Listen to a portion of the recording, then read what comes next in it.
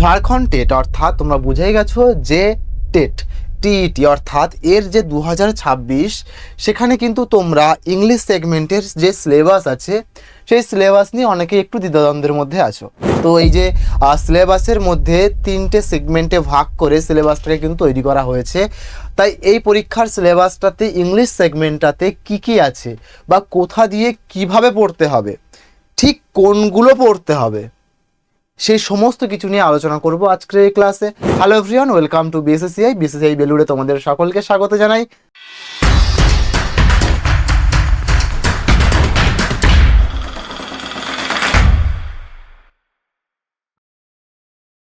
আমি তোমাদের বিজয় স্যার, আর আজকে তোমাদেরকে যে টেটের অর্থাৎ ঝাড়খণ্ড টেটের 2026-এর যে সিলেবাস সেই সম্পূর্ণ সিলেবাস নিয়ে তোমাদের জন্য আলোচনা করতে হাজির হয়ে গেছি। তো ক্লাসটা প্রথম থেকে শেষ পর্যন্ত দেখতে থাকো এই সেশনটা, যেখান থেকে তুমি তোমার যে সিলেবাস আছে সেটা সম্বন্ধে একটা ক্লিয়ার একটা ওভারভিউ তুমি পেয়ে যাবে আজকের ক্লাসের মধ্য দিয়ে। একেবারে তোমার সিলেবাস সম্বন্ধে আর কোনো রকম ডাউট থাকবে না, এটুকু আমার বিশ্বাস। তো চলো দেখা যাক আগে আমাদের কমিশন যে সিলেবাস দিয়েছে সেটা কি সিলেবাস বা সিলেবাসে কি আছে, তার পরবর্তীতে আমরা একটা করে সিলেবাস নিয়ে আলোচনা করব, সেগমেন্ট নিয়ে আলোচনা করব, কোথায় কি করতে হয় বা কেমন করতে হয়, কতটুকু পড়তে হবে। তো চলো শুরু করছি আজকে আমাদের সেই সেশন, যেখানটায় আমরা অলরেডি তোমাদেরকে জানিয়ে দিয়েছি যে 3টে সেগমেন্ট কিন্তু ইংলিশের এখানে রাখা হয়েছে। যে 3টে সেগমেন্টের মধ্যে যদি একটু আমরা মন দিয়ে খেয়াল করি, প্রথম সেগমেন্টে আছে আমাদের কম্প্রিহেনশন, এবং দ্বিতীয় সেগমেন্ট বা সেকশন নাম্বার বিতে আছে আমাদের প্যাডাগজি, এবং 3 নম্বর সেগমেন্ট বা আমাদের সেকশন সিতে আছে গ্রামার। এই 3টে সেগমেন্টের ওপরে সম্পূর্ণভাবে তোমার সিলেবাসটাকে কিন্তু সাজানো হয়েছে, যেখানে যদি দেখি আমরা টোটাল সবগুলো মিলিয়ে অর্থাৎ এই 3টে থেকে 27 অর্থাৎ 27টা মতো আমাদের টপিক সম্বন্ধে পড়তে হবে বা জানতে হবে ইংলিশ সিলেবাসে, যার মধ্যে শুধুমাত্র গ্রামার থেকে 18টি এবং প্যাডাগজি থেকে 8টি টপিক এবং আমাদের কম্প্রিহেনশন থেকে 1টি টপিক, অর্থাৎ এই টোটাল মিলিয়ে সব মিলিয়ে মোট আমাদেরকে কিনা জানতে হবে 27টি টপিকের ওপরে এই সিলেবাসের মধ্যে। তো চলো আগে কমিশনের রেসপেক্টে সিলেবাসটা কি আমরা একটু দেখে নিই, তার পরবর্তীতে আমরা সেই সিলেবাসের মধ্যে যে জিনিসগুলো আছে সেগুলো নিয়ে একটুখানি আলোচনা করার চেষ্টা করব, যাতে তোমাদের বুঝতে সুবিধা হয় সিলেবাসে কি আছে বা কোনগুলো কিভাবে বা কতটা পড়তে হবে। তো যদি দেখি আমরা এই সিলেবাসটাতে যে টেটের যে সিলেবাস বা ঝাড়খণ্ড টেটের সিলেবাস, সেখানে ল্যাঙ্গুয়েজ নাম্বার 2তে অর্থাৎ ইংলিশ সেগমেন্টে যদি দেখি ক্লাস 1 থেকে 5 লেভেল পর্যন্ত, তার সেকশন অনে আমরা ইতিমধ্যে জেনে গেছি কম্প্রিহেনশন থাকছে। তো কম্প্রিহেনশনের মধ্যে তুমি দেখতে পাবে সিলেবাসে বলে দেওয়া হয়েছে সরাসরি 2 আনসিন প্রোজ প্যাসেজ, অর্থাৎ 2টো প্যাসেজ তুলে দেওয়া হবে প্রোজ আকারে। এবারে শুধু এটুকু বলে সিলেবাস শেষ হয়ে যায়নি বা বন্ধ করে দেওয়া হয়নি, ব্র্যাকেটে দিয়ে বলে দেওয়া হয়েছে এখানটায়, দেখো ভালো করে যদি একটু মন দিয়ে দেখার চেষ্টা করো, discursive or literary or narrative or scientific, অর্থাৎ এই যে বিষয়গুলো তোমার ব্র্যাকেটে তুমি দেখতে পাচ্ছ এগুলো সবগুলো নিয়ে আমরা পরে এক এক করে আলোচনা করব, তবে এইগুলোর ওপর থেকেই তোমার প্রোজ বা প্যাসেজ তুলে দেওয়া হবে। ওকে, এবং তার থেকেই কোশ্চেন আনসার আলোচনা করা বা কোশ্চেন তুলে দেওয়া হবে, এবং এখান থেকে গ্রামারের রেসপেক্টেও কোশ্চেন আসবে বা ভার্বাল অ্যাবিলিটি থেকে কিন্তু যাচাই করা হবে এই কম্প্রিহেনশন বা প্যাসেজ তুলে দেওয়া হবে যে দুটো, সেই দুটো প্রোজ বা প্যাসেজের ওপর থেকে। এটা গেল আমাদের সেকশন নাম্বার 1।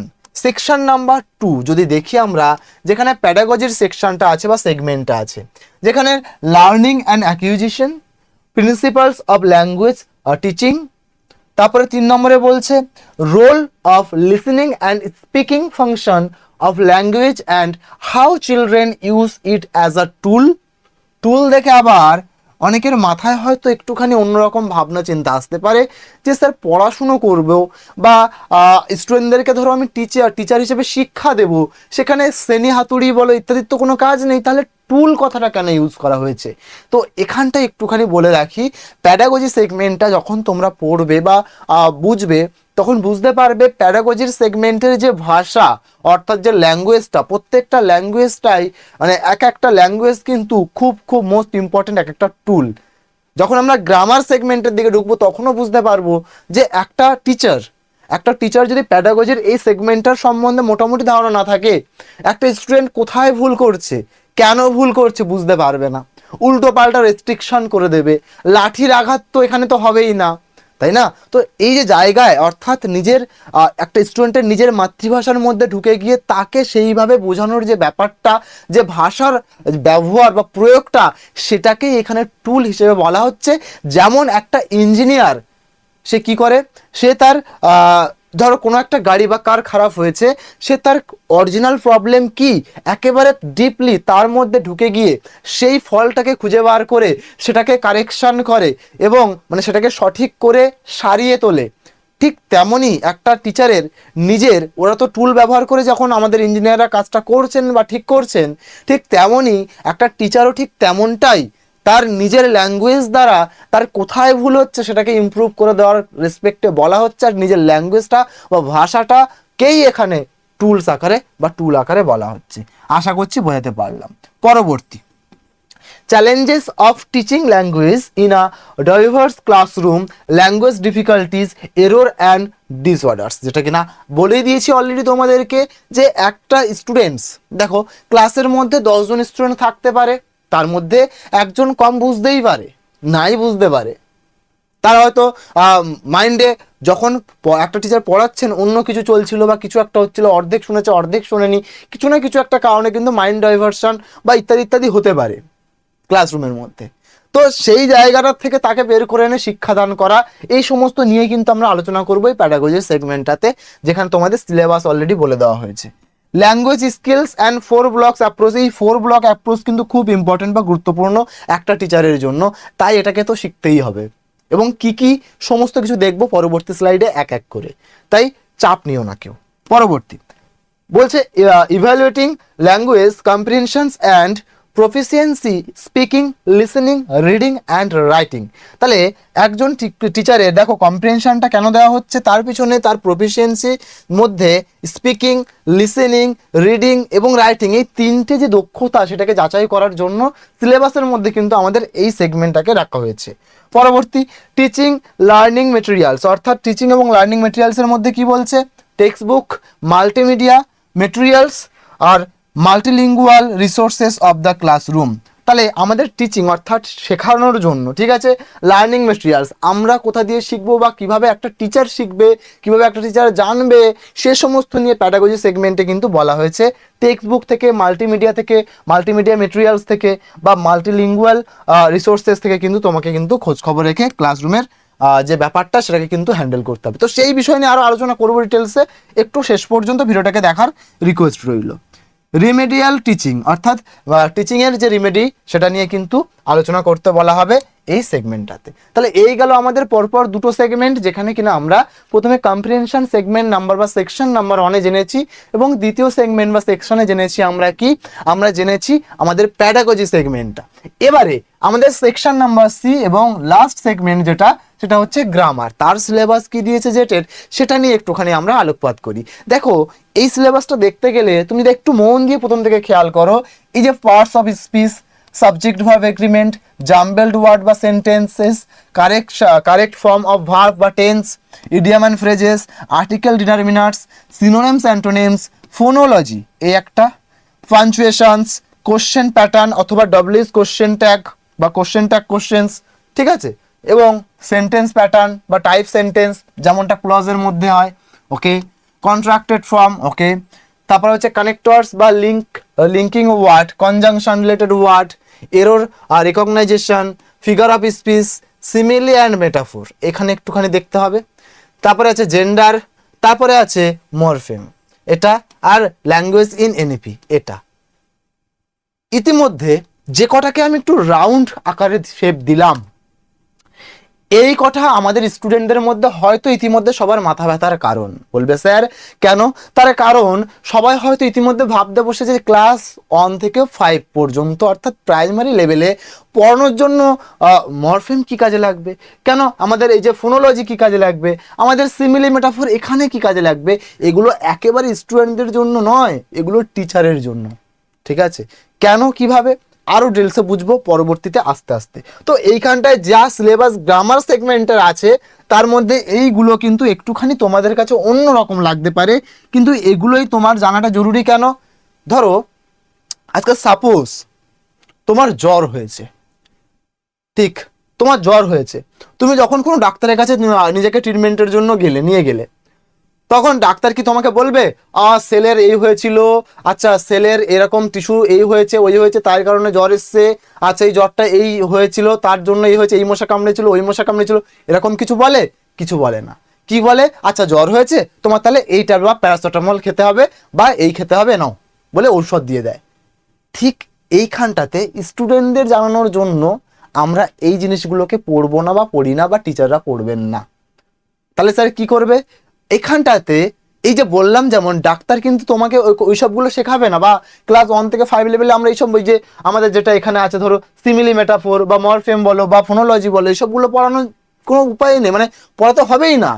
কিন্তু একটা স্টুডেন্টের মাইন্ডটাকে বোঝার জন্য, যেমন ডাক্তার তোমার রোগটাকে ধরে ফেলেছিল এবং সরাসরি শুধু মেডিসিনটাই দিয়েছিল যে এটা খেলেই ঠিক হয়ে যাবে, এই ধরার জন্য তোমার যেটা প্রয়োজন সেগুলোর জন্যই আমাদের কিন্তু এই টপিকগুলো এখানে অ্যাড করা হয়েছে। ডিটেলসে আরো জানবো পরপর। চলো পরবর্তী পেজের দিকে যাই। আশা করছি পুরোটা আমরা বুঝতে পেরে গেছি। 3টে সেগমেন্টের সিলেবাস ভাগ করা আছে, সেই সেগমেন্টগুলো কি কি এবং কোথায় কি। ইতিমধ্যে তোমাদের মনে প্রশ্ন আসতে পারে যে স্যার আনসিন তো প্যাসেজ দেবে, যে আনসিন প্যাসেজগুলো যে ওয়ার্ডগুলো ব্র্যাকেটের মধ্যে ছিল সেগুলো একটু আপনি যদি ডিকোড করে দেন। ডিকোড করে দিন মানে ওই জিনিসগুলো যদি আমরা একটু বুঝতে পারি কেমন টাইপের বলছেন। তুই যে আনসিন প্যাসেজগুলো আসবে সেটা হচ্ছে ডিসকার্সিভ বলেছিলাম। ডিসকার্সিভ মানে হচ্ছে যুক্তিসঙ্গত, অর্থাৎ যেগুলো হচ্ছে যুক্তিমূলক সেই রকম টাইপের কিন্তু প্যাসেজ দেওয়ার কথা বলা হয়েছে, মানে যার মধ্যে লজিক এবং যুক্তির উপর ভিত্তিক থাকবে সেই ধরনের প্যাসেজ তুলে দেওয়া হবে। এবং লিটারেরি বলে একটা ওয়ার্ড ছিল, লিটারেরি মানে সাহিত্যিক। তাহলে সাহিত্যিকের ব্যাপার অর্থাৎ গল্প বা কবিতা বা যেমন যেটা সাহিত্যের অংশ সেই রিলেটেড কিন্তু তোমাকে কিন্তু প্যাসেজ তুলে দেওয়া হতে পারে, তাই না? সায়েন্টিফিক অর্থাৎ বৈজ্ঞানিক কিছু প্যাসেজ তুলে দিতে পারে যেটা বৈজ্ঞানিক হবে, অর্থাৎ তথ্য বিজ্ঞানের উপর ভিত্তি করে লেখা থাকবে এমন কিছু প্যাসেজ তুলে দেবে। তার মানে আমি এটা বলছি বলে এটা বলতে চাইছি তোমাদেরকে এই সেগমেন্টগুলোকে তোমরা আনসিন প্যাসেজগুলো তুলে তুলে বেশি করে প্র্যাকটিস যাতে করতে পারো। ঠিক আছে, কি বললাম? এবং আর একটা কি আছে আমাদের ন্যারেটিভ। ন্যারেটিভ মানে বর্ণনামূলক, তার মানে কোনো ঘটনাকে একটু ডেসক্রাইব করে দেওয়া হলো, ঠিক আছে, সেই ধরনের কিন্তু তোমার প্যাসেজ তুলে দেবে আনসিন প্যাসেজ। তাহলে এই 3 রকমের আনসিন প্যাসেজ তুলে দেওয়া হবে। আর এই যে 3 রকমের আনসিন প্যাসেজ তুলে দেওয়া হতে পারে বা 4 রকমের যে আনসিন প্যাসেজ তুলে দেবে, তার থেকেই তোমার যে কম্প্রিহেনশনের ওপর থেকে গ্রামার বেস কোশ্চেন হবে বা কম্প্রিহেনশন বেস কোশ্চেন হবে, সেই প্যাসেজ থেকেই কোশ্চেনগুলো হবে। এবং ভার্বাল অ্যাবিলিটি টেস্ট ওখান থেকেই কিন্তু কোশ্চেন করা হবে, অর্থাৎ আমরা ক্লিয়ারলি বুঝে গেলাম কম্প্রিহেনশনের ওপর বেস করে কিন্তু কোশ্চেন তৈরি হবে। ওকে, পরবর্তী পেজ যদি আমরা একটুখানি দেখি প্যাডাগজি সেগমেন্টটা, অর্থাৎ যেটা আমরা এতক্ষণ ধরে সিলেবাসে দেখেছিলাম সেটাকে একটুখানি আস্তে আস্তে ডিকোড করার চেষ্টা করি বা আরো ক্লিয়ার করার চেষ্টা করব। এটা ক্লিয়ার করতে গেলে আগে আমাদের প্যাডাগজি সেগমেন্টের যে টপিকগুলো দেখেছিলাম সেগুলোর মধ্যে একটা ক্লিয়ার ধারণা তৈরি করতে একটা সাইকেলিক আকারে আমাকে বুঝতে হবে। প্রথমত আমার এর থিওরি, অর্থাৎ যে বিষয়টা আমি শেখাবো তার থিওরিটা আমার যেন একেবারে ভালো মতো রপ্ত থাকে, এবং এর পাশাপাশি যে 4 ব্লক বলেছিলাম এই 4 ব্লকও যেন আমার রপ্তে থাকে। তাই তার স্ট্র্যাটেজি, সেই 4 ব্লক মানেই হচ্ছে তার স্ট্র্যাটেজি, অর্থাৎ যেটা থিওরি তার হচ্ছে স্ট্র্যাটেজিটা যেন আমার কাছে ক্লিয়ার থাকে, যেটা থিওরি আমি পড়াতে চলেছি বা পড়াবো। এবং তার মধ্যে কি কি চ্যালেঞ্জের সম্মুখীন হতে পারে, একটা শ্রেণীকক্ষের মধ্যে বিভিন্ন রকম স্টুডেন্ট থাকতে পারে, প্রত্যেকের থেকে প্রত্যেক রকমের কোশ্চেন আসতে পারে, বা একটা জিনিস নাও বুঝতে পারে, সে ঠিক তার বিপরীত জিনিসটাও আবার নাও বুঝতে পারে। ধরো হয়তো কোনো স্টুডেন্ট ধরো ক্লাসে বলে দিল, আচ্ছা স্যার ওই আকাশে তুলো কেন ওড়ে, বললো আকাশে তুলো কেন ওড়ে, তুমি তখন তো যদি আকাশে তুলো ওড়ে বস বস এরকম বলো, কিছু হবে? সম্ভব? এটা করা যাবে না, এটা কখনো স্ট্র্যাটেজির মধ্যে পড়ে না, বা এই ধরনের প্রশ্ন তোমার সম্মুখীন হতেই পারো। ওরা বলছে আকাশে স্যার তুলো কেন বলে, তুমি তাহলে তোমাকে ভাবতে তুলো বলতে মেঘের কথা বলা হচ্ছে, বা মেঘের রেসপেক্টে বলছে, বা মেঘ কেন ওড়ে সেটা বলতে চাইছে। তার মানে তোমাকে তার মতো হয়ে সে কেন ভাবছে বা কি ভাবছে, এই ধরনের চ্যালেঞ্জিংয়ের মুখোমুখি হয়ে তার কিন্তু সঠিক আনসার বলা বা সমস্ত কিছু সঠিকভাবে তোমার বলাটাই যথাযথ বা যুক্তিযুক্ত। সেটাকেই তোমার রিভিশন, আমার এখানে যেমন বললাম থিওরি প্রথমে জানা, তারপরে স্ট্র্যাটেজি, তারপরে সেটার যে কোশ্চেনগুলো আসবে শ্রেণীকক্ষে তার চ্যালেঞ্জিংয়ে হবে এই ধরনের প্রশ্নগুলো সম্বন্ধে নিজের একটা রপ্ত হওয়া বা তৈরি করা নিজেকে। তারপরে সেগুলো হচ্ছে এক্সিকিউশন, অর্থাৎ প্রয়োগ করা, বা তোমাকে বলার ভূমিকা, বা তুমি তোমার সেই যে টিচার যে জায়গাটাতে পড়াচ্ছ বা বলছো তখন সেটাকে শোনানো, এই হচ্ছে জায়গাটা তৈরি করা। পরবর্তী কি লাস্ট মূল্যায়ন অর্থাৎ ইভ্যালুয়েশন, অর্থাৎ যা শিখিয়েছো সেটাকে এভ্যালুয়েট করা, ঠিক আছে, সেটাকে ইভ্যালুয়েশন বা এক্সাম নিয়ে বা কাউকে কোশ্চেন আনসার জিজ্ঞেস করে সেটাকে আবারও পুনরায় ইভ্যালুয়েশন করে নাও। তো এই হচ্ছে আমাদের ব্যাপার। এর মধ্যেই আমাদের কিছু অ্যাকুইজিশন আর লার্নিং এর ব্যাপার, যেটা প্রথমেই আমাদের প্যাডাগজি সেগমেন্টে তোমাদেরকে আমি ইতিমধ্যে জানিয়েছিলাম সিলেবাসে। তো এই যে লার্নিং অ্যান্ড অ্যাকুইজিশন অর্থাৎ এই যে শিক্ষণ আয়ত্তকরণ, নিজের মধ্যে যেটাকে জ্ঞানটাকে আয়ত্ত করা বা নেওয়া, এই দুটো জিনিসের মধ্যে আবার ডিফারেন্সিয়েশন কি সেটা একটুখানি দেখে নেবো এই স্লাইডের মাধ্যমে। এক পাশে অ্যাকুইজিশন আর এক পাশে আছে আমাদের লার্নিং। অ্যাকুইজিশন কি বলছে? অ্যাকুইজিশন অর্থাৎ প্রসেস অর্থাৎ প্রক্রিয়া, পরিবেশ অর্থাৎ এনভায়রনমেন্ট অর্থাৎ প্রাকৃতিকভাবে মাতৃভাষা শেখার মতো যে দৃঢ়তা সেটা। মাতৃভাষা, একটা শিশু তার মাতৃভাষাতে বহু রকম কথা বলতে পারে, ইংলিশে তার মিনিং বা সেন্স বা কথা বলার ধরন আলাদা হতে পারে, সেই জায়গাটায় তোমাকে রেকটিফাই করে দেওয়া, ঠিক আছে। কি বললাম? লক্ষ্য বা ফোকাস, ঠিক আছে, অর্থাৎ তাদের সাথে সবসময় যাতে ইন্টারাক্টের মধ্যে কোনো রকম সমস্যা না হয় সেটা লক্ষ্য রাখা। ঠিক এরকম ভাবেই সেম জিনিস যদি আমরা একটু লার্নিং এর উপরে দেখি সেটা কিন্তু একটু আলাদা টাইপের হয়। যেমন এটা অবচেতন প্রক্রিয়া, এটা কিন্তু সচেতন এবং নিয়ম ভিত্তিক প্রক্রিয়া। কেন? লার্নিং অর্থাৎ শিখনটা অর্থাৎ শেখাটার সময় সচেতন এবং নিয়ম ভিত্তিক থাকাটা খুব জরুরি। ধরো তুমি আমার কাছে ক্লাস করছো, আজ ক্লাস করলে 5 দিন পরে আবার ক্লাসে আসলে কোনো কিছু লিঙ্ক বা রিলেট করতে পারবে? একটু না একটু হলেও বা অনেকটাই রিলেট করতে তোমাদের অসুবিধা হবে। এই জায়গাটাকে আমি বোঝাতে চাইছি। যদি এইখানটায় যেমন বললাম লার্নিং অর্থাৎ শিক্ষার সময় তোমাকে সচেতন থাকতে হবে, শুধু সচেতন নয়, তোমার নিয়ম ভিত্তিক নিয়মিত তোমার রেগুলার, তখন আমার ক্লাসে আসলে তোমার ওই লিঙ্ক বা কানেক্ট করার বিষয়টা আর সমস্যা হতো না, ঠিক আছে। পরিবেশগত, যদি এখানটায় দেখি আমরা লার্নিং এর রেসপেক্টে, এটা প্রথাগত বা শ্রেণীকক্ষের পরিবেশ, অর্থাৎ তোমার যে শ্রেণীর মধ্যে তুমি শিক্ষাদান করতে যাচ্ছ বা যে শ্রেণীকক্ষের মধ্যে তুমি টিচার আকারে পড়াচ্ছ স্টুডেন্টদেরকে, সেই শ্রেণীকক্ষের এনভায়রনমেন্টটা তোমাকে কিন্তু সঠিকভাবে তৈরি করতে হবে। সেটা তখনই তুমি তৈরি করতে পারবে যখন স্টুডেন্টদের মাইন্ডে কি চলছে তাদেরকে তুমি সঠিকভাবে শুনতে পারবে, বুঝতে পারবে, তাদের মতো হয়ে তাদের সাথে মিশতে পারবে। এই জায়গাটা কিন্তু মাথায় রাখতে হবে। লক্ষ্য রাখতে হবে কি? ব্যাকরণ ও নিয়মের উপর জোর দিয়ে। তার কারণ স্টুডেন্টরা এইখানটাতেই ভুল করবে, বাংলা ভাষার সাথে ইংরেজি ভাষা গুলিয়ে এইখানটাতে ভুল হতেই পারে আর হবেও।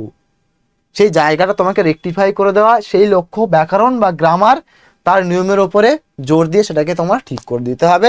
তবে সম্পূর্ণটা তাদের মতো হয়ে। এবারে নীতি বা যোগাযোগের যে বিষয়টা, সেটা কিভাবে? এটা বহুভাবেই তোমরা করতে পারো। যেমন এখানে প্র্যাকটিস আছে, দেখো ন্যাচারাল অর্ডার আছে, হ্যাবিট ফরমেশন আছে এবং মোটিভেশন আছে, তারপরে অনুশীলন। তার মানে কিভাবে করছি আমরা? প্রথমে ন্যাচারাল অর্ডার অর্থাৎ যেমনভাবে সবাই শিক্ষাদান করা হয় তেমনভাবে। তারপরে হ্যাবিট ফরমেশন, তাদের একটা অভ্যাস গঠন করে তুলতে হবে যে ঠিক আছে আমরা আজকে কি পড়লাম, এই পড়লাম, ওই পড়লাম, আচ্ছা তুমি বলো তো এটা কি করে হলো, ওটা কি করে হলো। এরকমভাবে আস্তে আস্তে কি করছি, তাদেরকে প্রতিনিয়ত আমি পড়াচ্ছি, তারপরে অভ্যাস গঠন করছি, না এরপরে একটু কিছু প্র্যাকটিস হয়ে যাচ্ছে বা কিছু খেলার মাধ্যমে শিখিয়ে দিতে চাইছি বা চেষ্টা করছি। এটা একটা কি হ্যাবিট করে নেওয়ার বা নিজের আয়ত্তে নিজের সাথে হ্যাবিচুয়াল করে নেওয়াটাও একটা কিন্তু বড় পরীক্ষার ব্যাপার, ঠিক আছে। তারপরে তাদের মোটিভেশন, তাদেরকে বিভিন্ন বিভিন্ন কথা বলে এক মোটিভেশন করে রাখা, মোটিভেট করে রাখা, এবং শেষে অনুশীলন বা প্র্যাকটিস।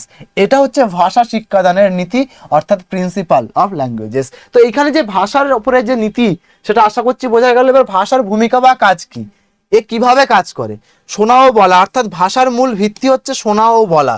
তার মানে একটা টিচার যখন কোনো কথাকে বলছে, ধরো আমি বললাম ওয়াটার, ওয়াটার, ঠিক আছে, ধরো আমার স্টুডেন্ট বলছে ওয়াটার, এরকম ওয়াটার, বাচ্চা বলতেই পারে, তাই না, ওয়াটার বলতেই পারে। তো এই জায়গাটা তখন আমাকে তাকে শেখাতে হবে একটা ওয়ার্ড প্রোনাউন্সিয়েট কিভাবে করতে হয়, এবং আমাকে বলে তাকে বোঝাতে হবে যে আমি এইভাবে বলছি, তুমিও এইভাবে বলো, দেখো তুমিও পারবে, আমি তো পারছি, তুমি কেন পারবে না, তুমি পারবে, বলো বলো বলো বলো। এই যে ব্যাপারটা, এডুকেশন, বলো এডুকেশন, এডুকেশন, এডুকেশন, এডুকেশন, ও দেখবে এডুকেশন। তাহলে এই যে বলার ধরনের সাথে তার কানের মধ্যে তোমার আওয়াজটাকে পৌঁছে দেওয়া, তার মানে শোনা ও বলা, এটা হচ্ছে ভাষার মূল ভিত্তি। এটা তোমাকে তাকে সঠিকভাবে বুঝিয়ে দিতে হবে। আর সবচেয়ে হাতের হিসেবে ভাষায় কিন্তু শিশুরা কিভাবে পরিবেশের সাথে যুক্ত হবে এবং সমস্যা সমাধানের ভাষাকে ব্যবহার করবে, সেটা তোমাকে কিন্তু মাথায় রেখে সমস্ত ভাষাগুলোকে তাদেরকে শেখাতে হবে বা বলতে হবে। একটা স্টুডেন্টের মাথায় অনেক কিছুই আসতে পারে, অনেক কিছুই চলতে পারে, ঠিক আছে। কেন ভাষাগত বা ব্যাকরণগত ব্যাপারটাকে আমি বারবার তুলে ধরতে চাইছি, তার কারণ হচ্ছে একটা স্টুডেন্ট ধরো হ্যাবিচুয়েট হয়ে গেছে যে ইডি দ্বারা যুক্ত ফর্ম হচ্ছে ভার্বের সেকেন্ড ফর্ম, মানে পাস্ট ফর্ম, অর্থাৎ পাস্ট হলেই ইডি দ্বারা যুক্ত হয়। সে কখনো বলেই ফেলতে পারে ইট, ইটেড, ইটেড, যেখানে আমরা টিচাররা সবাই জানি বা তোমরাও জানো ইট, এট, এট হয়। তো সেই জায়গাটায় দাঁড়িয়ে এটেট, ইটেট করবো না আমরা, তাহলে ইট, এট, তাহলে ইট, ইটেট যখন ওর মাথায় ঢুকে গিয়েছে, ইডি দ্বারা যুক্ত ফর্মই ভার্বের সেকেন্ড ফর্ম বা পাস্ট ফর্ম হয়, বা এটা অতীতের কোনো ঘটনা বোঝায়। এই জায়গাটা থেকে তোমাকে বের করে আনতে হবে এবং বলতে হবে এটা হচ্ছে এদের প্লুরাল বা এদের পাস্ট ফর্ম হওয়ার ব্যাপারটা একটু আলাদা অন্যগুলোর থেকে। এই জায়গাটাকে তোমাদেরকে একটুখানি বোঝাতে হবে। এটাই হচ্ছে ওই জন্য ভাষা বা ব্যাকরণগত খুব সমস্যাটাকে আমাদের কিন্তু দেখে শুনে বুঝে শুনে কিন্তু তাদেরকে শেখাতে হবে। তো এইগুলোই তোমাদের এখানে আবারও দেখতে পাবে, ভাষাগত অসুবিধা, বোঝার ক্ষেত্রে ভুল, ভাষাগত ব্যাধি, এই চ্যালেঞ্জগুলো তুমি ক্লাসরুমের সম্মুখীন হবে এবং এইগুলোই তোমাকে আগে নিজেকে সমস্ত কিছু সম্বন্ধে রেকটিফাই করতে হবে। তারপর তোমার বিভিন্ন কৌশল, কিভাবে তুমি পড়াবে না পড়াবে, বহুভাষিকতার সম্পদ হিসেবে ব্যবহার, অর্থাৎ মাল্টি ল্যাঙ্গুয়েজিজম, এটা তোমাকে করতে হবে। অন্তর্ভুক্তিমূলক পরিবেশ এবং ধৈর্য ও নির্দিষ্ট সহায়তা, অর্থাৎ ধরো কোনো একটা স্টুডেন্ট একটা জিনিস প্রথমবার বুঝতে পারিনি, দ্বিতীয়বার পারিনি, তৃতীয়বার পারিনি, তুমি বিরক্ত হয়ে বলে তুই যা, তোর পড়তে হবে না, তুই কিছু জানিস না, বুঝতে পারিস না, এই জায়গাটা কিন্তু তৈরি করা যাবে না। তোমাকে একেবারে ধৈর্য ধরে পারছে না কেন, যে বললাম প্রথমে, একটা যখন ইঞ্জিনিয়ার বলো বা ধরো কোথাও তোমার সাইকেল বা বাইক খারাপ হয়েছে, সেই ইঞ্জিনিয়ার সে ভালো করে কিন্তু পর্যবেক্ষণ করে যেখানে তোমার ওখানে সমস্যাটা বা ফলটা হয়েছে সেখানে গিয়েও কারেক্ট করে। তো তোমাকেও ঠিক ওর কোন জায়গাটাতে বুঝতে অসুবিধা হচ্ছে সেই জায়গায় ঢুকে তারপর তোমাকে কারেক্ট করতে হবে।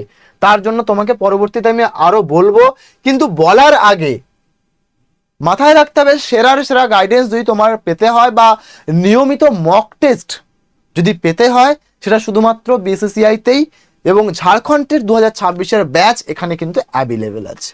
তো ঝাড়খণ্ড টেটের যে সমস্ত ব্যাচ আলাদা আলাদা ব্যাচ, সমস্ত কোর্স ম্যাথ এবং সায়েন্সেরও কিন্তু তোমার যে টেটের আপারের ব্যাচও কিন্তু এখানে অ্যাভেলেবেল আছে। নতুন ব্যাচে ভর্তি চলছে এবং ক্লাস শুরু হবে 16 এপ্রিল থেকে, অর্থাৎ আগামী 16 এপ্রিল থেকে ক্লাস শুরু হবে।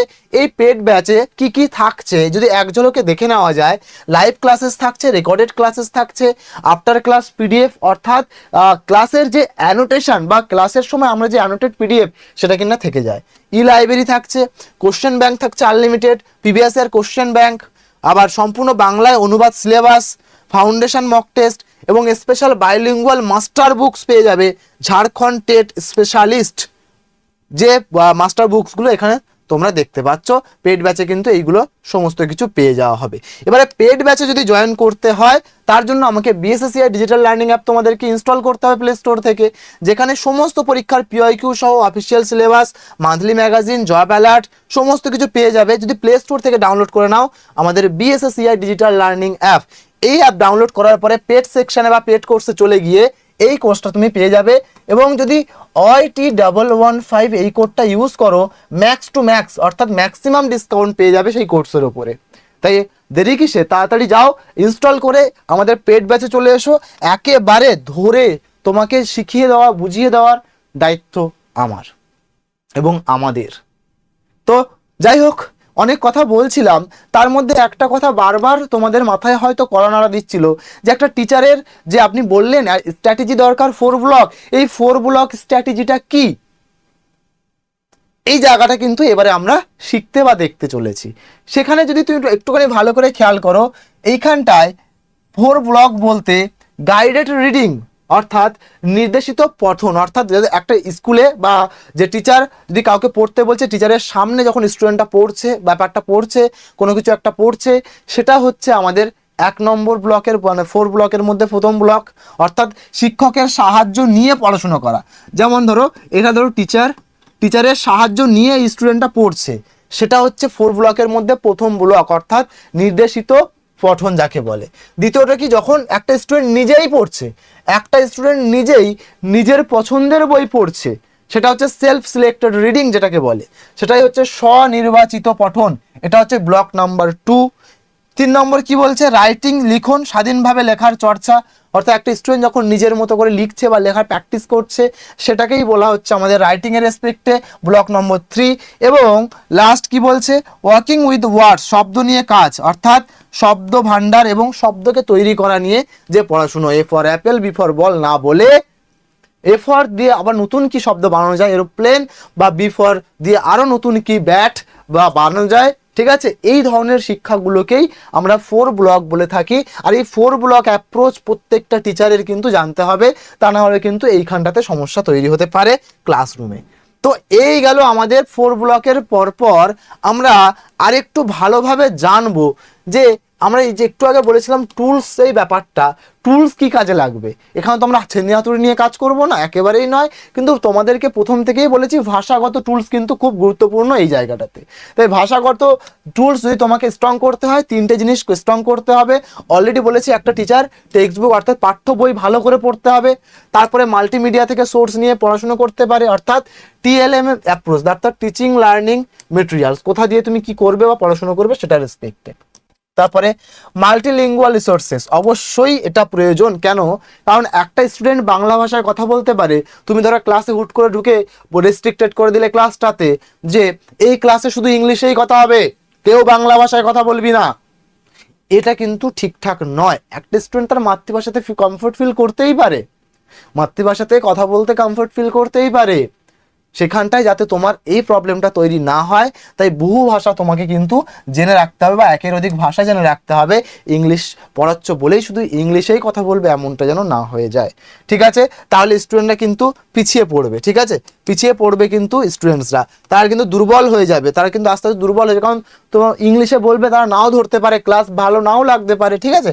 সম্পূর্ণ ক্লাস এবং নতুন ধারণা প্রদানের জন্য তোমার কিন্তু অবশ্যই এই জিনিসগুলোকে স্ট্রং বানাতে হবে বা তৈরি করে নিতে হবে। এবারে আস্তে আস্তে যদি যাই, এর পরবর্তীতে আমাদের 18 দফা অর্থাৎ আমাদের ইংলিশ গ্রামার সেগমেন্টের দিকে আমরা আস্তে আস্তে যাব, যেখানে গ্রামার সেগমেন্টের মধ্যে আমরা সমস্ত কিছু দেখার পরে সর্বোপরি দেখতে পাবো NEP 2020, যেটা কিনা আরো ইন্টারেস্টিং। তো যাই হোক, আগে প্রথমে গ্রামার সেগমেন্টটাকে একটুখানি আমরা দেখে নেওয়ার চেষ্টা করি যে এখানে গ্রামার সিলেবাসে কি কি ছিল, সেগুলোকে নিয়ে একটু আধটু আলোচনা করব এখানে বা এই ভিডিওতে। প্রথম কি বলছে, পার্টস অফ স্পিচ। তোমরা সবাই জানো parts of speech, noun, pronoun, verb, adverb, preposition, conjunction, interjection. তো এইগুলো সম্বন্ধে একটু ধারণা থাকতে হবে, অর্থাৎ পরীক্ষার জন্য সিলেবাসের প্রথম এটা আছে। তারপরে আর্টিকেল ডিটারমিনেশন, তোমরা সবাই জানো article a and the, determiner গুলো জানো দিস দ্যাট, তাই না। সিনোনিম, অ্যান্টোনিম, ভোকাবুলারি বিল্ডিং এর জন্য প্রয়োজন।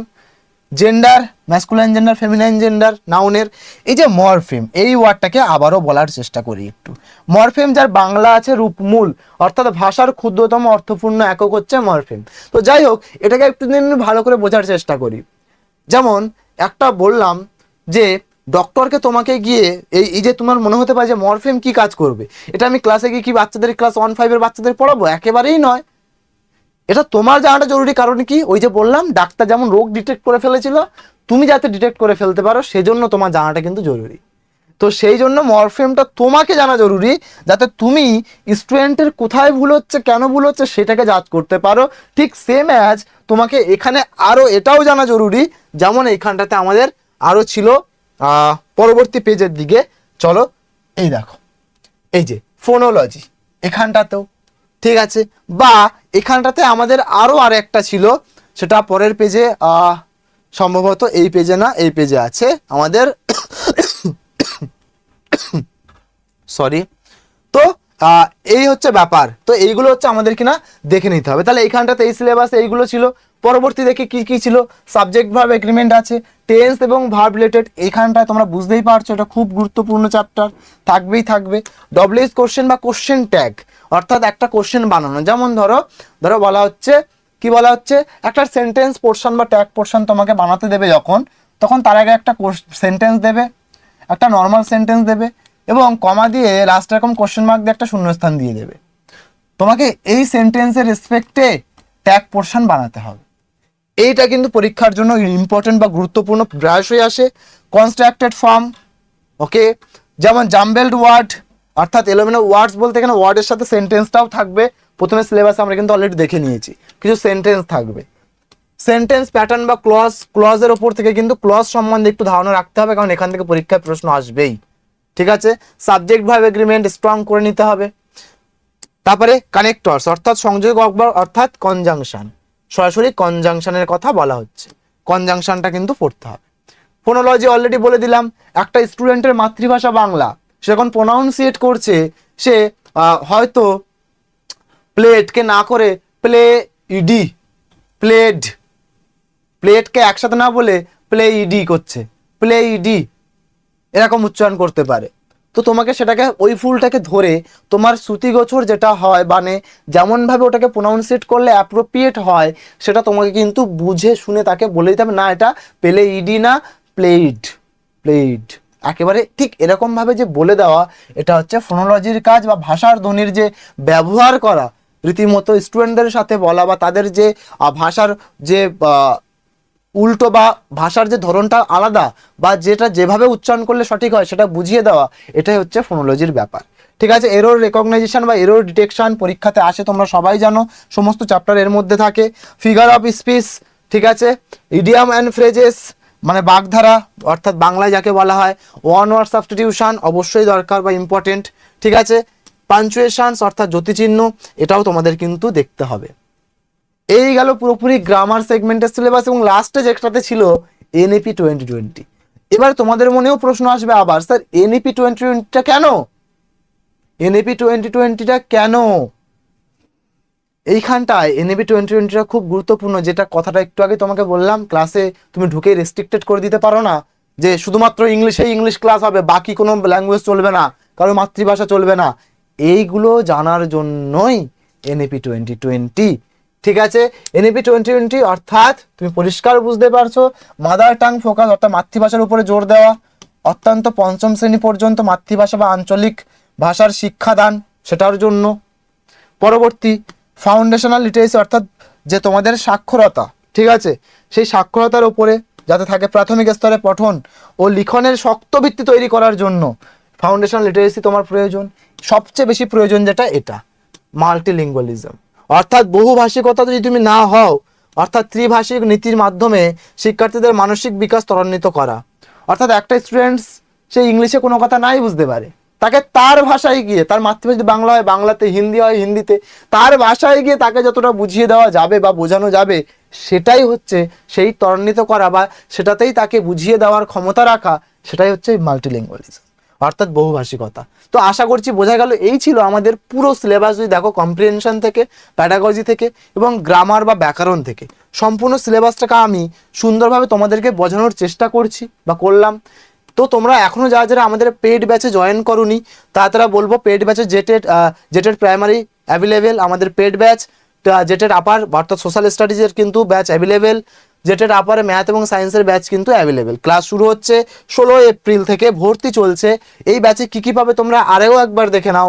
লাইভ ক্লাসের পাশে recording class, after class PDF অর্থাৎ with annotation PDF, e library এবং মাস্টার বুক পেয়ে যাবে জেটেটের অর্থাৎ ঝাড়খণ্ড টেটের bilingual. Question bank unlimited practice হবে, যেখানে প্রিভিয়াস ইয়ার কোশ্চেন ব্যাংক, সম্পূর্ণ বাংলায় অনুবাদ, সিলেবাস, ফাউন্ডেশন মক টেস্ট এবং প্রত্যেকটা তথ্য তুমি একদম তোমার ফিঙ্গারপ্রিন্টে পেয়ে যাবে বা ফিঙ্গার টিপে পেয়ে যাবে। এই তার জন্য তোমায় কি করতে হবে, তোমাকে ডাউনলোড করতে হবে বিএসএসসিআই ডিজিটাল লার্নিং অ্যাপটা। এই অ্যাপ ডাউনলোড করা মাত্রই পেড কোর্সে এসে তুমি পেড কোর্স পারচেস করতে পারবে। যে ব্যাচ তুমি নিতে চাও, যদি টেটের ব্যাচ নিতে চাও, সেখানে ইংলিশের দায়িত্ব তুমি আমার উপরে ছেড়ে দিতে পারো। পুরো গ্রামার সেগমেন্ট তোমাকে আমি একেবারে হিরো বানিয়ে দিব, এটুকু আমার বিশ্বাস। ঠিক আছে, তো যারা যারা চলে আসবে পেড ব্যাচে OYT115 এই কুপন কোডটা ইউজ করবে। পেড ব্যাচ যখন তুমি নেবে তখন কুপন কোড সেগমেন্টে গিয়ে তাহলে তুমি কিন্তু ম্যাক্স টু ম্যাক্স ডিসকাউন্ট পেয়ে যাবে। ওকে, তো চলো এখান থেকে তুমি আরও যে জিনিসগুলো পেয়ে যাবে অ্যাপ থেকে, regular job alert, exam related update, সমস্ত কিছু, অফিসিয়াল সিলেবাস, মান্থলি ম্যাগাজিন, সমস্ত কিছু পেয়ে যাবে। তো তাই আজকের এই ভিডিওটা তোমাদের জন্য এটুকুই ছিল। আর দেরি করো না, তাড়াতাড়ি পেড কোর্সে চলে এসো, একেবারে ডিটেলসে তোমাদেরকে তৈরি করে দেওয়ার দায়িত্ব আমাদের। তো সবাই ভালো থেকো, সুস্থ থেকো, সাবধানে থেকো। আজ এটুকুই, দেখা হচ্ছে পরবর্তী কোনো ভিডিওর মাধ্যমে। Till then bye bye, stay happy, stay healthy. Thank you so much, wish you all the best. Thank you all.